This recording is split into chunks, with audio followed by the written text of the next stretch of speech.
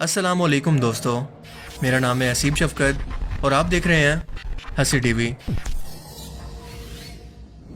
تطبيقا لخرافة دينية مقيتة مصممة للعدوان على مشاعر أمة كاملة. It might sound like a conspiracy theory, but hardliner Israeli group the Temple Institute have already purchased and imported 5 red Angus heifers from Texas at a cost of $500,000. They have been grazing in a kibbutz in the occupied West Bank since 2022, with reports that the sacrifice is planned to take place as early as April 2024. The time has come. आखिरकार वो वक्त आ चुका है। 2000 साल के बाद जब आखिरी बार हैकल सुलेमानी को दूसरी मर्तबा तबाह किया गया, आखिरकार इसराइल के अंदर लाल बच्चिया की कुर्बानी अप्रैल के महीने में किए जाने के लिए बिल्कुल तैयार है। वो कुर्बानी जिसके बाद मस्जिदुल अक्सा को शहीद करने के बाद तीसरी मर्तबा हैकल सुलेमानी को तामीर किया जाएगा, जो कि यहूदी कौम के लिए इतना ही मुकद्दस और अहम तरीन है जितना मुसलमानों के लिए खाना काबा। ये गोल्डन डूम जो कि आप अपनी स्क्रीन पर देख रहे हैं, यहूदी इसके बारे में मानते हैं कि यहाँ पर मौजूद ये पत्थर इस कायनात का मरकज या सेंटर है। इसी पत्थर पर आदम अलैहिस्सलाम को पैदा किया गया। इसी जगह पर हजरत इब्राहीम अलैहिस्सलाम ने अपने बेटे की कुर्बानी की कोशिश की, जिसकी जगह पर मेंढे को लाकर रख दिया गया। इस कुर्बानी के बाद तीसरी आलमी जंग की पेशन गोई तौरात और तलमूद के अंदर बयान की गई है, जिसका जिक्र अंजील मुकद्दस और इस्लामी रिवायात के अंदर यानी हदीस मुबारका के अंदर भी मौजूद है। अंजील के अंदर इसको आर्मागेडन और हदीस मुबारका के अंदर इसको कहा गया है जंगे हरमजदून। सितंबर 2023 में यानी आज से 6 महीने पहले मैंने आपको बताया था कि इसराइल के अंदर 2000 साल के बाद 5 लाल बच्चिया को अमेरिकी रियासत टेक्सास से $5 लाख देकर इसराइल में मंगवा लिया गया है, जहां पर इंतहाई एहतियात के साथ इनकी निगरानी की जा रही है और इन्हें मस्जिदुल अक्सा के बिल्कुल सामने मौजूद पहाड़ माउंट ओलिव पर मस्जिद के सामने कुर्बान किया जाना है। और इस कुर्बानी के फौरन बाद यहूदी कौम अपने खाना काबा या फिर हैकल सुलेमानी की तीसरी मर्तबा तामीर को शुरू करेंगे। और ये कि इस कुर्बानी के अंदर अब 1 साल से भी कम वक्त बाकी है। जब मैंने ये बात की थी तो उस टाइम तक इसराइल ने गजा पर हमला नहीं किया था, क्योंकि वो अक्टूबर 2023 के अंदर किया गया और ये वीडियो था सितंबर का। सिर्फ 1 महीना पहले इस वीडियो के जरिए लोगों के लिए समझना मुश्किल था कि इतना जल्दी आखिर ये सब कुछ कैसे होगा, कि इसराइल हमास या फलस्तीनियों की मौजूदगी और मज़ामत को कैसे रोक पाएगा, मुस्लिम दुनिया का प्रेशर कैसे बर्दाश्त करेगा। लेकिन आप देखें कि उसने ये सब कुछ बर्दाश्त करके दिखाया।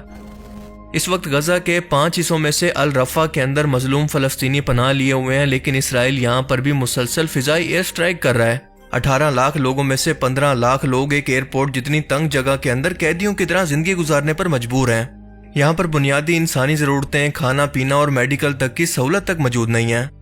अमेरिका ने इसराइल को वार्न किया है कि जैसे वो पहले गजा पर हमले के अंदर इसराइल की माली और असले के जरिए मदद कर रहा था, अल रफा पर हमले के लिए बिल्कुल नहीं करेगा, क्योंकि अब फलस्तीनियों के पास कहीं और जाने का रास्ता नहीं है। वो बंद गली के अंदर पहुंच चुके हैं। एक तरफ मिस्र अपना बॉर्डर नहीं खोल रहा तो दूसरी तरफ समंदर है, तो बाकी दोनों तरफ से इसराइली फौजें इनको घेरे हुए हैं। लिहाजा अब की बार अल रफा पर यह हमला दरअसल फलस्तीनियों की नस्ल कुशी होगी, ना कि जंग। लेकिन इसराइल ने वाज़े तौर पर यह कहा है कि चाहे अमेरिका इस हमले के अंदर इसकी मदद करे या ना करे, लेकिन वो फिर भी रफा को मुकम्मल तौर पर तबाह करके फलस्तीनियों का वजूद ही इस सरजमीन से हमेशा के लिए मिटा देगा, वरना ये लोग अपनी जान बचाकर खुद ही यहाँ से भाग जाएं। अब आप लोग खुद समझ सकते हैं कि इसराइल ऐसा क्यों कर रहा है। जाहिर सी बात है कि थर्ड टेंपल की तैयारी के लिए। वो नहीं चाहता कि इस दौरान किसी भी तरह से गजा से उनको मज़ामत का सामना करना पड़े, लिहाजा उनका पत्ता ही हमेशा के लिए साफ कर दे। दूसरी तरफ वो मुसलमान उम्मत की नब्ज को भी देख चुका है कि इन जैसे बेहिस बेगैरत हुक्मरान मौजूद हों तो इसे ज्यादा सोचने की जरूरत ही नहीं है, जिन्होंने अपने मुसलमान भाइयों, औरतों, बच्चों को इसराइली फौज के रहमो करम पर छोड़ दिया है। यहाँ तक कि खुद सऊदी अरेबिया यमन के हूती बागियों की तरफ से इसराइल के शिप्स के लिए स्विस कैनाल का रास्ता बंद करने के बाद से इसराइली आर्मी को ये ऑयल उर्दन के रास्ते यानी बाय रोड ये तेल पहुंचा रहा है। और यही वो तेल है जो कि इसराइली जहाज़ों के अंदर गजा पर बमबारी के लिए इस्तेमाल होता है या फिर इनके टैंकों के अंदर इस्तेमाल होता है। बहरीन, कतर, यमन, लिबनान, उर्दन ने काफ़ी हद तक गजा की माली मदद तो की है, लेकिन सऊदी अरेबिया, यूएई और इजिप्ट यानी मिस्र जैसे मुल्क टोटली बेहिस हो चुके हैं। पूरी मुस्लिम दुनिया को तो छोड़ दें, अगर सिर्फ अरब मुल्क इकट्ठे होकर इसराइल के खिलाफ एक ताकत बन जाएं, इसका बाइकआउट कर दें, तो इसका वजूद एक दिन भी बाकी नहीं रह सकता। मगर अफसोस कि ये अजमी मुसलमान है, अरबी नहीं, क्योंकि अरबी मुसलमान तभी खत्म हो गए थे जब इनसे सल्तनत उस्मानिया ने बादशाह छीनी थी। जैसा कि अल्लाह ने कुरान करीम के अंदर फरमाया था, जिसका मफहूम है कि अगर तुम इस फरमान को पीठ दिखाओगे जो कि तुम्हें भेजा गया था यानी कुरान करीम को, तो तुम्हें हटाकर किसी और कौम को ले आएंगे जो कि अल्लाह की फरमा बरदार होगी। اربوں سے پہلے بنی اسرائیل قوم اللہ کی لاڈلی امت تھی، اور اس نے بھی اللہ کے پیغام کو جب پیٹھ دکھائی تو ان کی جگہ عرب کو دنیا کی خلافت سونپ دی گئی، اور جب عرب نے بھی بالکل اسی طرح سے اللہ کے قرآن یعنی اللہ کے پیغام کو پیٹھ دکھائی تو ان سے دنیا کی خلافت کو چھین کر سلطنت عثمانیہ کے حوالے کر دی گئی۔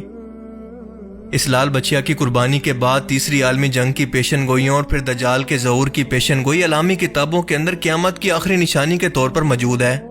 یہودی قوم جس آخری مسیح کی 2000 سال سے منتظر ہے وہ تورات کی پیشن گوئی کے مطابق حضرت عیسیٰ علیہ السلام تھے، جنہیں اس قوم نے سازش کروا کر رومی بادشاہ کے حکم پر سولی پر لٹکانے کی کوشش کی، لیکن اللہ نے انہیں زندہ آسمانوں پر اٹھا لیا۔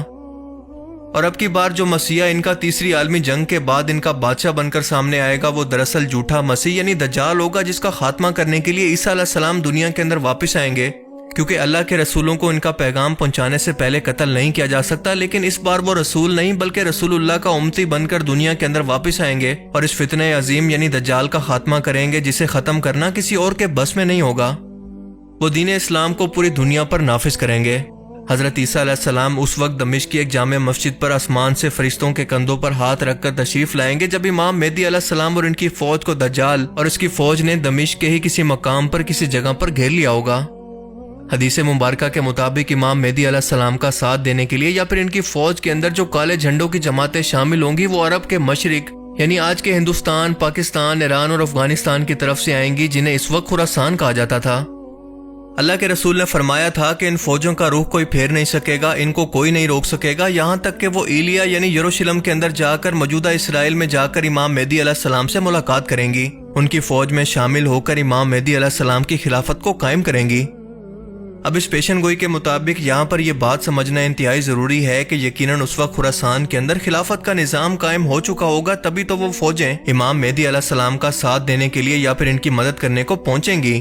اللہ کے رسول نے فرمایا تھا کہ اگر تمہیں گھٹنوں کے بل گھسیٹ کر بھی جانا پڑے تو امام مہدی علیہ السلام کی فوج کے اندر شامل ہو جانا، کیونکہ وہ جنتی لشکر ہوگا۔ افغانستان میں حال ہی میں اسلامی خلافت کا نظام، پاکستان کے اندر ڈکٹیٹرشپ کے خاتمے کے اشارے، ہندوستان کے اندر مسلمانوں پر بڑھتے فسادات، کیا یہ سب کچھ بلا وجہ ہو رہا ہے؟